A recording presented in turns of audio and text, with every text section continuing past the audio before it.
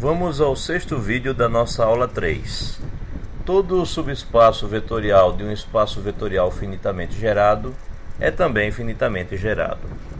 Vamos a uma demonstração. Você já vê um espaço vetorial finitamente gerado e W subespaço de V.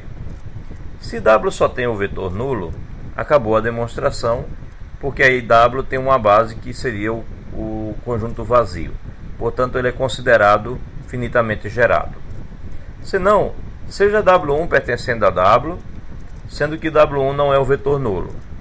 Bem, se o W for formado apenas de vetores da forma lambda vezes W1, com lambda pertencendo a R, então acabou, porque aí W é finitamente gerado pelo conjunto unitário que tem apenas o W1.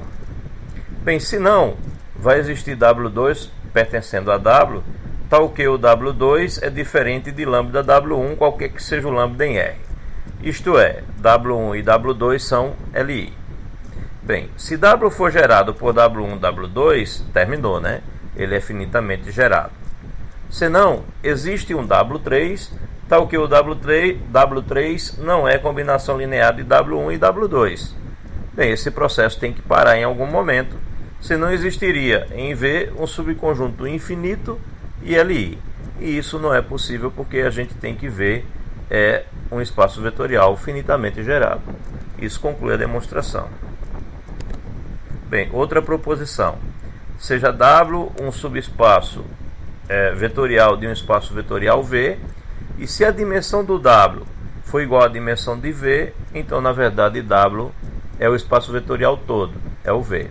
Ou seja, não existe dentro de um espaço vetorial um subespaço vetorial próprio, que não seja o espaço vetorial todo e que tenha a mesma dimensão do espaço vetorial todo. Demonstração. Como a dimensão de W é igual à dimensão de V, toda a base de W também é base de V. Bem, isso significa dizer que todo vetor de V que nós tomarmos também vai ser um vetor de W, porque se escreve como combinação linear dos vetores da base de W. Bem, assim a gente conclui que o V está contido em W. Ora, mas o W está naturalmente contido em V porque W é subespaço vetorial de V e, consequentemente, já é subconjunto. Temos então que, na verdade, as duas inclusões provam que W e V são iguais. Bem, vamos agora falar do processo prático para determinar uma base de um subespaço de Rn ou de Cn. Bem, o método baseia em 3 passos. Então vamos considerar V um subespaço do Rn que é gerado pelos vetores o 1, o 2 até o R. Bem, se no segundo membro dessa igualdade acima permutarmos 2 vetores, isso não altera o subespaço gerado. Ou seja, se eu tenho essa lista de o 1 até o R de vetores que geram o subespaço V, se eu mudar a posição o I, o J, o I, continuará gerando o mesmo subespaço V. Esse é o primeiro passo do nosso método. Então vamos para o segundo passo. O segundo passo afirma o seguinte, que para todo alfa pertencente a R, o V também pode ser gerado por esses elementos aqui. Qual a diferença desses elementos para esses? É que eu substituí o J por o J mais alfa UI. Bem, a essa altura vocês devem ter percebido que o que a gente está fazendo é justamente repetir as operações elementares que a gente usava para escalonar sistemas. Ou seja, são aqueles passos elementares. O primeiro passo a gente mudava as linhas do sistema, podia mudar as linhas se quisesse, se precisasse. Então, no nosso caso aqui, a gente pode mudar a posição dos vetores. O segundo passo era substituir uma linha por ela mesma somada com um múltiplo de uma outra linha. Então, a gente pode fazer a mesma coisa com os vetores. A gente pode substituir o vetor UJ por ele mesmo somado com um múltiplo do vetor UI. É isso que está sendo dito nesse segundo passo. Bem, vamos mostrar que isso de fato é verdade. Bem, de fato, se você pegar um elemento que é combinação linear desses vetores aqui, geradores do V, ou seja, nós estamos pegando um elemento de V e queremos mostrar essa igualdade. Então nós pegamos um elemento aqui em V e vamos mostrar que ele está contido no gerado por esses vetores. e depois vamos pegar um elemento gerado por esses vetores e mostrar que ele está contido em V, ou seja, que ele é gerado por esses daqui. Muito bem. Então, se eu pego um elemento U, um vetor U, e ele se escreve dessa maneira, então eu posso acrescentar aqui no BI UI menos BJ alfa UI, se eu acrescento também aqui no BJ UJ mais BJ alfa UI. Ou seja, eu estou acrescentando aqui somando e aqui subtraindo. Portanto, eu não estou alterando o U. U continua sendo o mesmo vetor. Só quando eu faço isso, aí eu sou levado a colocar o I em evidência aqui e sou levado a colocar o BJ em evidência aqui. Bem, então como fica escrito o U? O U vai ficar escrito assim. A mesma coisa nas outras parcelas, só aqui é que se altera, né? O I fica colocado em evidência e aqui o BJ fica colocado em evidência. Mas aí note que os vetores agora que estão nessa combinação linear são justamente os vetores que eu gostaria que fossem, né? Ou seja, são esses vetores aqui. Eu acabei de mostrar então que U, que é um vetor de V, ele é gerado também por esses vetores. Isso mostra então que V está contido no gerado por esses vetores aqui. A gente já mostrou uma inclusão e precisamos mostrar então a inclusão contrária. Então o que eu faço? Agora eu olho para U como sendo um dos elementos gerados por esses vetores, né, onde eu tenho o J mais alfa UI, e eu quero argumentar que eu posso trazer de volta para os gerados pelo outro conjunto que determinava os gerados de V, né, que determinava V. Então vamos fazer isso. O U está escrito dessa maneira, aí eu coloco o I em evidência. Quando eu faço isso, eu tenho essa expressão e eu tenho aqui gama J vezes o J. Ou seja, os vetores que aparecem aqui voltam a ser os geradores de V. Portanto, se eu tenho que U é gerado por esses vetores, eu acabo colocando ele também na forma dos geradores de V, como combinação linear dos geradores de V. Isso mostra então que U, ou melhor, que esse conjunto aqui de geradores, eles geram um conjunto que está contido em V.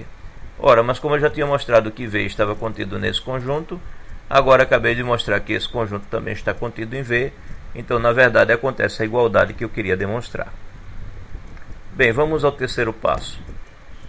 O terceiro passo diz o seguinte: se você tem o 1, o 2, o R, e eles se apresentam na forma escalonada, ou seja, se o número de zeros iniciais de U2 for maior do que os do U1, e se o número de zeros iniciais do U3 for maior do que o do U2, e assim por diante, de tal forma que nenhum dos vetores se anule, sejam nulos, então o que acontece?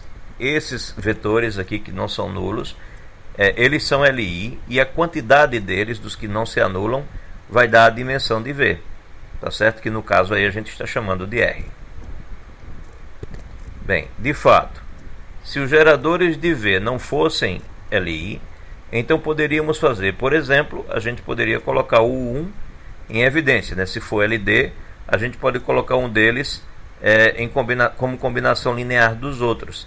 Mas como a gente pode fazer isso, se a primeira entrada desse cara daqui pode ser não nula, por exemplo, e enquanto que a primeira entrada de todos os outros vai ser nulo, como é que eu vou conseguir multiplicar zeros nas primeiras entradas para dar um resultado não nulo na primeira entrada, por exemplo, na primeira entrada do U1, né? Porque o número de zeros iniciais desse daqui é menor do que o número de zeros iniciais desse, que por sua vez é menor do que o número de zeros iniciais desse, e assim por diante.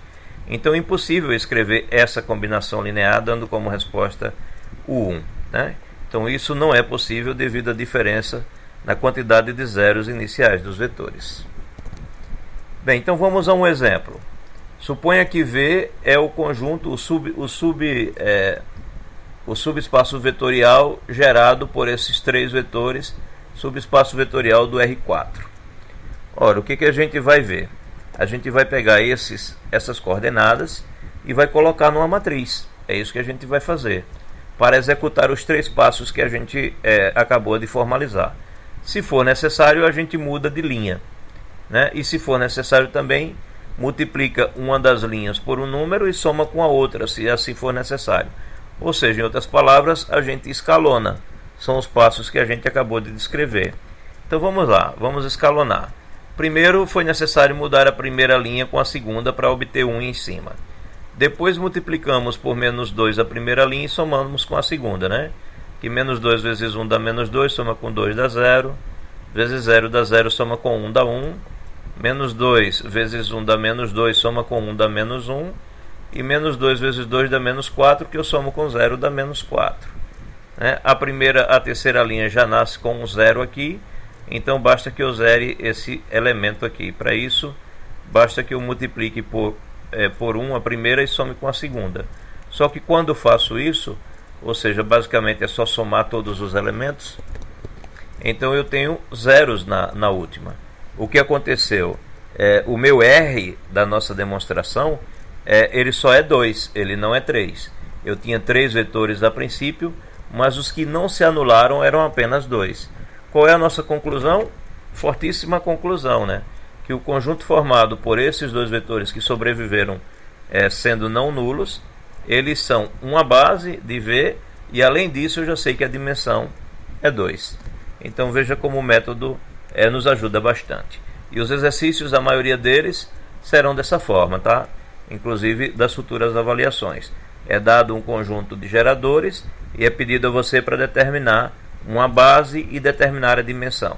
Tudo o que você faz é colocar as coordenadas em uma matriz, escalonar, ver quantas linhas sobrevivem.